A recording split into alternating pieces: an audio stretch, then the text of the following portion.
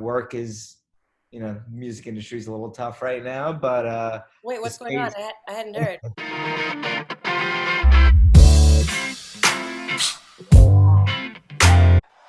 Hello, everybody, and welcome to Are You Feeling the Goods? We're so excited to have our guest today. He is the founder of Live for Live Music, also a friend, avid hiker, an amazing person in general. Ladies and gentlemen, please welcome to the show, Kunj Shah, everybody. Hey, how's it going? Oh, we're so happy that you're here today. Let's get to the goods here. Are you feeling the goods? The famed game. I'm gonna ask you a question. You're gonna answer nah, or yeah. Yeah Nah, yeah, or okay. nah. And then tell me why. Here we go. You ready? Are you feeling the goods? All right, question number one. Last week, the band Smash Mouth headlined a mostly maskless motorcycle rally concert in Sturgis, South Dakota, where over 250,000 people were estimated to attend the 10-day festival.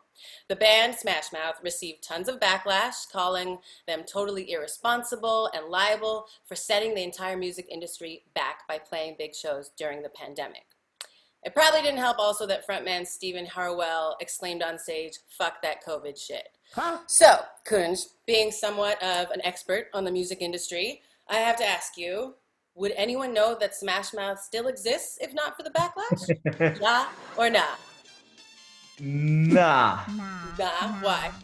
I mean, maybe if you listen to the '90s on Sirius XM, but what a terrible decision. I don't get how that was even allowed.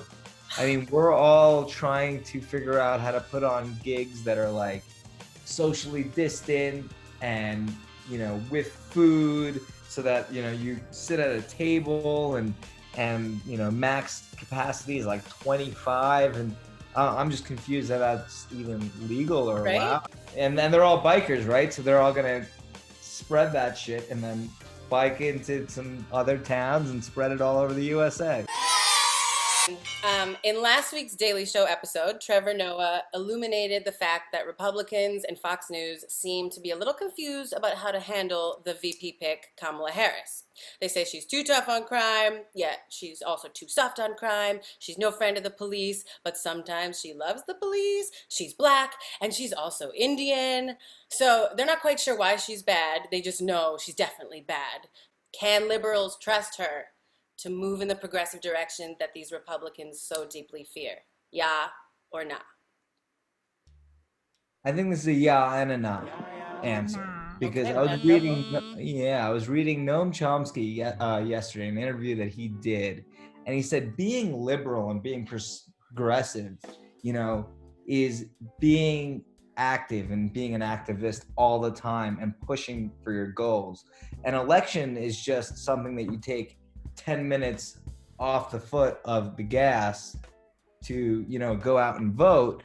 But then you're putting these, once you elect these politicians, you're still holding their feet to the fire. Everyone needs to constantly be active for democracy to work. Right. Okay. Yeah, I mean, I'm with you. I guess we have no choice. It's like before the election, yeah, we have to trust her. After the election, nah, I'm not going to trust you. I'm going to make sure that you do your job and you keep fighting. Question number 3. So, in a recent BBC.com article by reporter Zaria Gorvet, it states that research has shown that only drug addicts inspire the same degree of loathing as vegans. Huh? With the most disliked of all vegans being those who cite animal cruelty as their reason. When asked why there's such resentment towards vegans, the article asserts that by their mere existence, vegans force people to confront their cognitive dissonance between loving animals and eating meat. And when this usually rationalized and ignored state of being comes up, it makes people angry. So, Kunj, as I know you eating a plant-based diet, for the most part, do you agree with this argument? Yeah or not? I would say a little bit of yeah, with also the fact that I feel like people shouldn't hate both drug addicts or vegans in general. Question, but yes, this is just research. Actually, for me, I was born and raised vegetarian, so I don't really shove it in people's faces as much. Interesting, because I was reading some of the research on if you have like sort of an excuse, like you were raised on a farm or you were raised vegetarian, whatever, they hate you less because it's like, oh, well, they're different than me. They're special. They have that reason. But for people who just cite it as, like they said, the highest hated ones were that animal cruelty is their reason, they're hated the most. But I think that's just like so interesting, the psychological games that we play with ourselves to kind of rationalize our behavior. And everyone should take a long look in the mirror before they want to point fingers at about anything, any issues. But there are a lot more things to hate in this world than being a drug addict. Amen. All right, so it's a little bit of both. I feel like you're on the line with these ones, but we'll let you get away with that. All right, moving on. Karen Parkin, the head of HR and one of 6 executive board members at Adidas, is stepping down immediately amid employee complaints that she has enabled racial discrimination at the company. Some employees have begun speaking out publicly against what they call a racist work culture, which Black staff have described as being overlooked and sidelined within the company, even as it mines Black American culture for ideas and hires Black athletes and celebrities to be the public face of the company. So, Kunj, I want to ask you, as a person of color working in a predominantly white industry, the jam music scene, can you relate to this struggle? Yeah or not?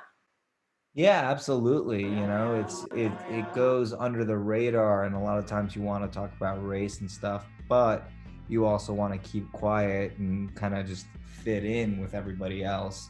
So when it comes to booking, when it comes to just being involved in different aspects of the music industry, I feel like a lot of the things that we had to do on our own, whereas a lot of people that may not have been coming from color had a lot more mentors along the way, and a lot of people who would help give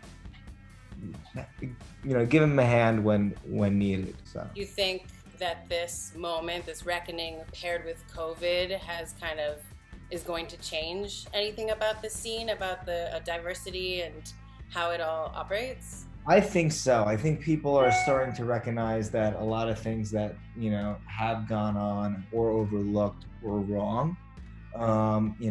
Firing staff and people from HR for past transgressions, that's one thing, but I don't care as much about that as much as how are these companies going to move forward? Yeah. What are you going to do now? What are you going to do from this point moving forward? Like, we can all go back in history and call people out for different things that they may have done wrong, but we would have no white people left. Yeah, I mean. Last question here. So, although you are now one of the newly appointed kings of the Denver music scene, we all know that deep down in your heart, you will always, always be a loyal native Long Island boy. Am I right? Can't get away from that shit. Yep. So, Kunj, founder of Live for Live Music, conglomerate extraordinaire, can you name all the ingredients in a Long Island iced tea? No. It's been a really long time. I don't drink anymore. Vodka. Yep. Tequila. Yes. Gin. Yeah. Like triple sec. Yes. And then lemon wedges and lemon juice and syrup and all that. Yeah, but the one ingredient that really kicks it off. Coke. Yes. Ding, ding, ding, ding, ding. Okay, you did your island proud.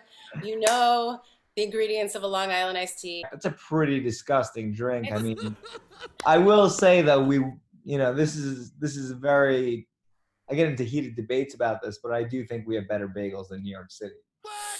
We don't have time to get into that today, but another time we would love to have you back on Are You Feeling the Goods?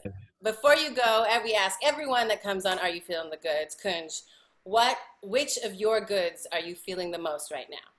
I think I have two things, and they're both interconnected. It's my spirituality and wellness. I've been doing a lot more reading, a lot more, I realized that your frequency is what you frequently see.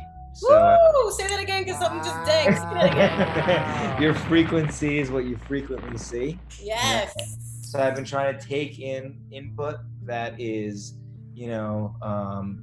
just healthier, whether it's visual, whether it's what I'm watching, what I'm reading, and I've been focusing a lot on wellness and hiking and walking and yoga and breath work. I mean, breath work is probably the most important.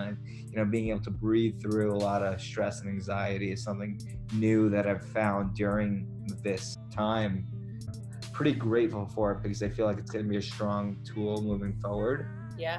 When things do start to pick up back in 2026 or whatever. Oh, But, that's awesome. I love that. And your frequency is very high these days, Kunj. So thank you so much for being here. Everybody, stay tuned for the next things coming from Live for Live Music. And we love you so much, Kunj. Thank you. Thanks for having me. Mwah.